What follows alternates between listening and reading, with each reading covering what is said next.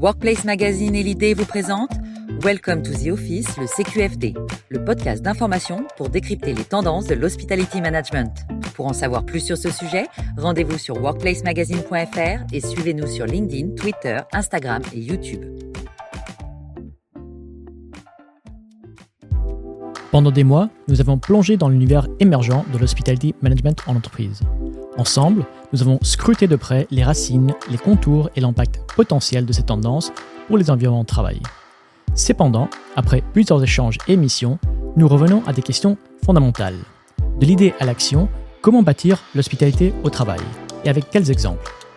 Welcome to the Office.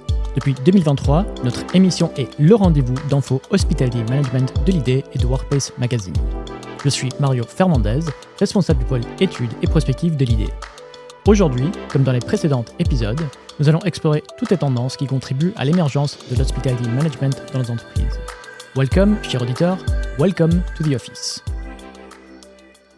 À une époque où l'attrait pour les expériences fortes est partagé à la fois par les clients et par les collaborateurs, de nombreuses entreprises cherchent à optimiser l'environnement de travail de leurs employés pour renforcer leur réputation en tant qu'employeur de choix.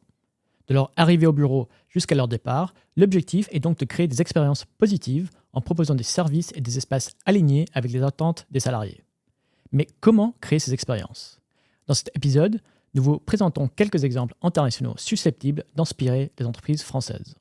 Prenons le cas d'Airbnb.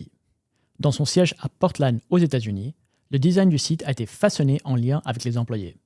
L'objectif était clair, créer un lieu où chaque collaborateur puisse se sentir comme chez lui, tout en favorisant les échanges entre des équipes venant des 4 coins du globe. Avant même de commencer le projet, les concepteurs ont passé un mois pour connaître les salariés et l'esprit de la ville de Portland. Le résultat, un espace conçu pour stimuler les échanges où chaque individu peut se déplacer librement.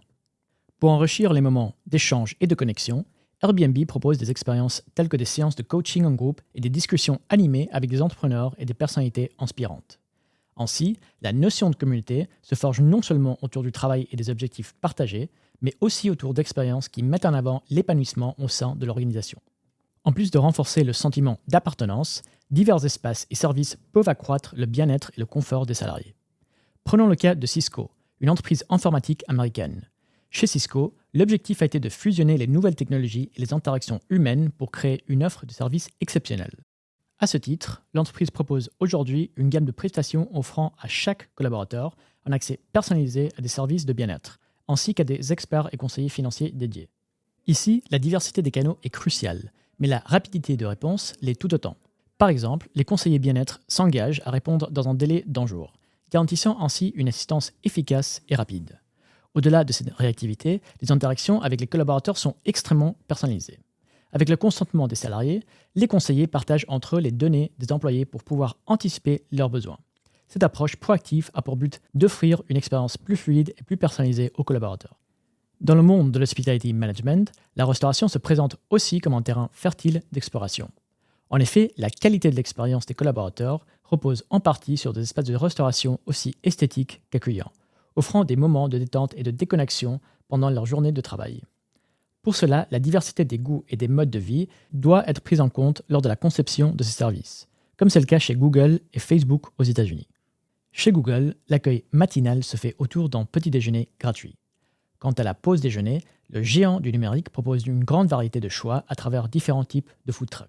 Chez Facebook, les salariés ont aussi l'embarras du choix, puisque en effet, pas moins de 11 restaurants sont proposés aux employés, offrant des mets gratuits ou à prix réduit.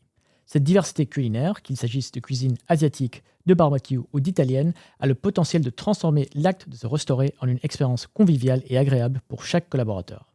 Bien manger est certes essentiel, mais le mouvement, lui, est tout aussi crucial. Bien pensé, il peut entraîner une nette amélioration de la santé physique et mentale des employés, renforcer leur confiance en eux, enrichir leur expérience au travail et améliorer leur concentration et productivité. Prenons l'exemple du programme novateur Take Care and Be Well de Sanofi. Ce programme garantit une alimentation équilibrée et propose des activités physiques stimulantes à ses employés. Au cœur de cette initiative, Sanofi a lancé plusieurs actions. Par exemple, l'opération Escalier incite les collaborateurs à préférer les escaliers grâce à des affiches et des autocollants, tandis que le Walking Challenge propose des défis de podomètre. De plus, des conférences et des ateliers sur des sujets tels que la nutrition et le sommeil sont proposés dans le cadre de ce programme. Si on regarde ailleurs, PSA Peugeot Citroën possède une piscine, Apple a des salles de squash et le Technocentre de Renault possède un dojo. Nous venons de vous donner plusieurs exemples de services déployés en entreprise pour améliorer l'expérience des salariés. Mais comment bâtir votre expérience ? Comment bâtir votre hospitalité ? S'il n'y a pas de recette magique, voici quelques étapes clés à considérer. Tout d'abord, il est essentiel de comprendre les besoins et les attentes de vos collaborateurs. Cela peut se faire à travers des sondages permettant de recueillir leurs avis sur leur environnement de travail idéal. Une fois ces réponses obtenues, et en fonction de votre budget, vous pouvez déterminer les projets les plus réalisables ou prioritaires en termes d'aménagement ou de service. Ensuite, passez à l'action en mettant en œuvre ces projets, accompagnés de mécanismes de suivi et d'évaluation. Cela vous permettra de mesurer la satisfaction des occupants, de recueillir leurs commentaires et d'apporter des améliorations continues à votre parcours Hospitality Management.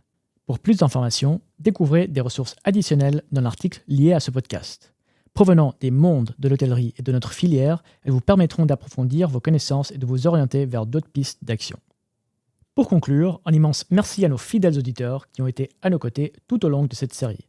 Si vous souhaitez réécouter nos podcasts, retrouvez tous nos épisodes Welcome to the Office sur le site de l'Idée et de Workplace Magazine. L'année prochaine promet des passionnants nouveaux épisodes dans un tout autre domaine. Merci beaucoup chers auditeurs et à très bientôt. Vous venez d'écouter Welcome to the Office, le CQFD, le podcast d'information pour décrypter les tendances de l'hospitality management par Workplace Magazine et l'Idée.